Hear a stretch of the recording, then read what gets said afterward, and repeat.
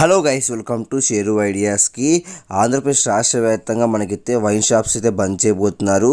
ఎప్పటి నుంచి బంద్ చేయబోతున్నారు, మళ్ళీ ఎప్పుడు రీఓపెన్ చేస్తాను దానిపై వీడియో క్లాస్ చెప్తాను. చూడండి ఫ్రెండ్స్, మీగా మంచిగా ఫస్ట్ టైం వస్తే కొంచెం సబ్స్క్రైబ్ పక్క మిల్ఫోన్ చేసుకోండి.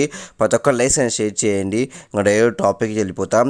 ఆంధ్రప్రదేశ్ రాష్ట్ర వ్యాప్తంగా ఎలక్షన్స్ అయితే జరిగాయి కాబట్టి ఇటు అసెంబ్లీ ఇటు పార్లమెంటరీ ఇప్పుడే చాలా చోట్ల మనకైతే గందరగోళం అయితే నెలకొంది. కాబట్టి ఈ నేపథ్యంలో మరోసారి అయితే మనకైతే జూన్ 4 ఓట్ల లెక్కింపు అయితే ఉంది. కాబట్టి ఈ నేపథ్యంలో రాష్ట్రంలో ఇబ్బంది లేకోకుండా మనకైతే వైన్ షాప్స్ అయితే క్లోజ్ చేస్తున్నారు.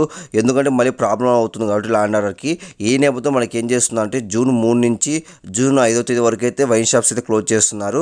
ఎందుకంటే జూన్ 4వ తేదీ అయితే ఓట్లు అయితే లెక్కిస్తారు కాబట్టి దానికి ముందు రోజు ఒక రోజు, దాని తర్వాత ఒక రోజు, మొత్తం 3 రోజులు అయితే క్లోజ్ అయితే చేస్తారు.